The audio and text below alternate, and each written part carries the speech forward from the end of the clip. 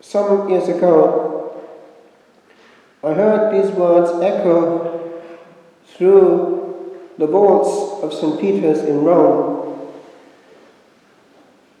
Our dear Holy Father, John Paul II, had called us religious to celebrate what he himself had inaugurated for all time, that this day should be the day of the consecrated.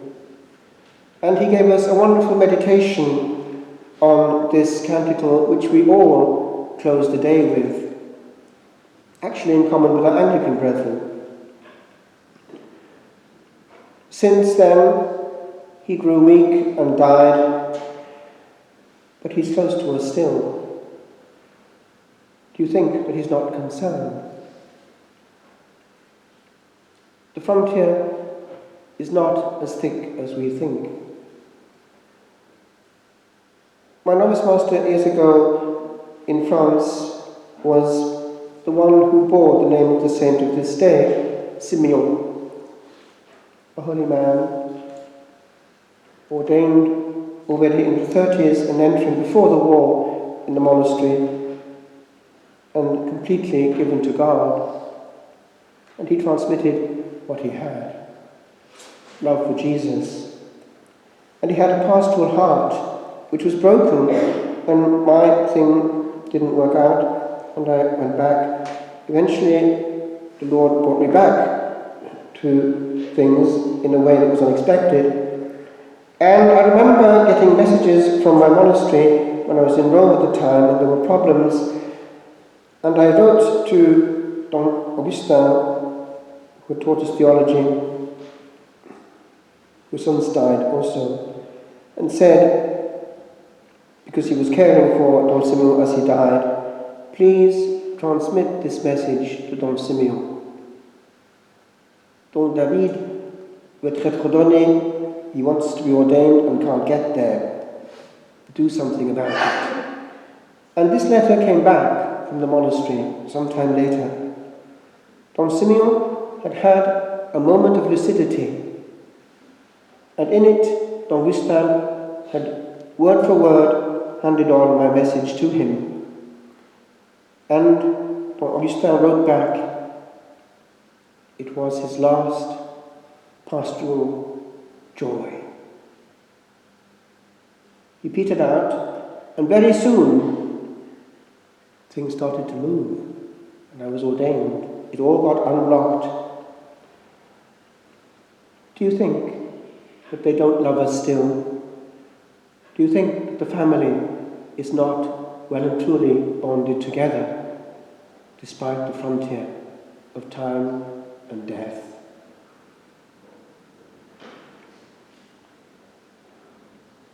This morning, I was coming back, as every Sunday, from the parish, from my confession and so on, and I paused in the graveyard, and I thought, here they are, an old, old graveyard, many souls, in a place where prayer went on from actually more or less the time of St. Patrick. And I paused at one grave, fairly recent.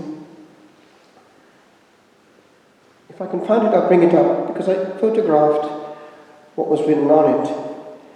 And I'll tell you why I'm saying this in a minute.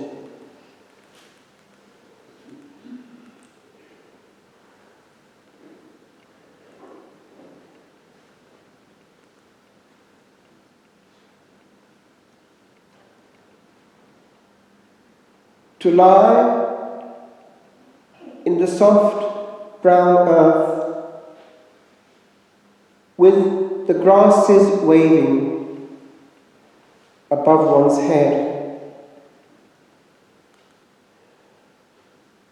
and listen to silence, to have no yesterday and no tomorrow, to forget time, to forgive life. to be at peace. Any idea who wrote it? Oscar Wilde, who, by the way, became a Catholic at his deathbed. That's good news. As I went further down to get out of the monastery graveyard, I passed another grave. It was that of, I believe, the mother or grandmother of somebody who was here now. And again I thought, certainly that generation was safe. The old island died in the arms of God and are waiting for us safely on the other side. And I thought to myself, as I came nearer my home, is that true now? Can we be sure? Only yesterday, I was given another pastoral pain.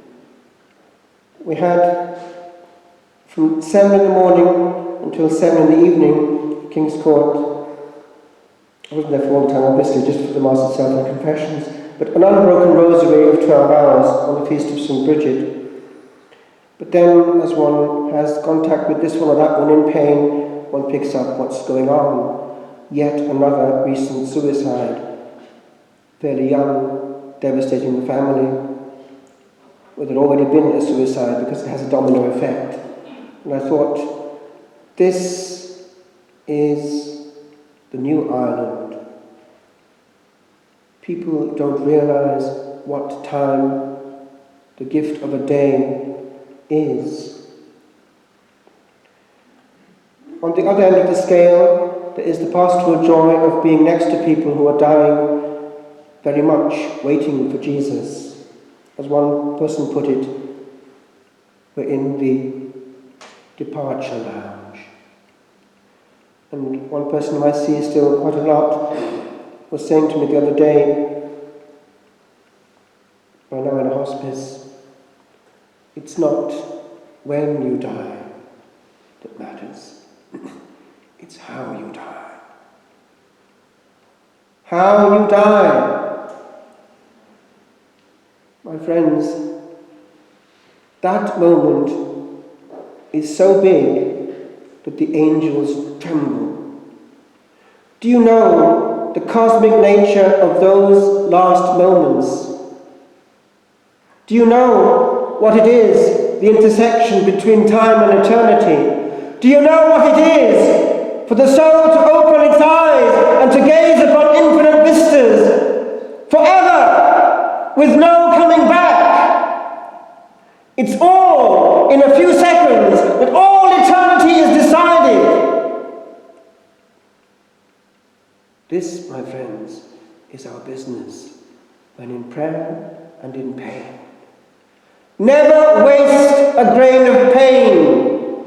And indeed, never waste a moment of time. It's just too precious. Today,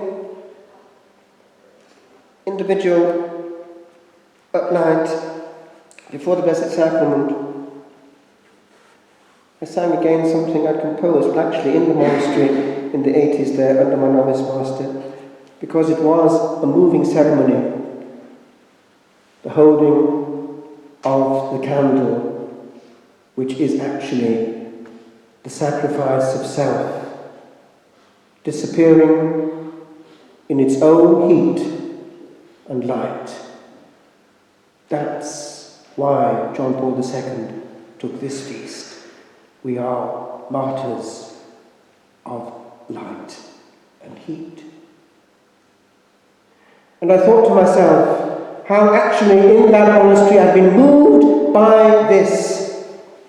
This is the short manuscript of Julian of Norwich, and it was this particular foreword which really hit me. It was that these recluses were a living sacrifice of pure, gratuitous love and pain. They were sealed in their cell next to the Blessed Sacrament. They had one window open to the Blessed Sacrament and one with a veil open to the people. All they had to do in the name of the Church was love. All they had to do was suffer with all their being. Do you think that when their eyes opened on eternity, there wasn't a very interesting vista? And us, my friends, what use do we make of time? I would invite you to ask yourself, if this were my only day on earth, how would I spend it? Because the truth is, if we do that, the chances are we won't waste it.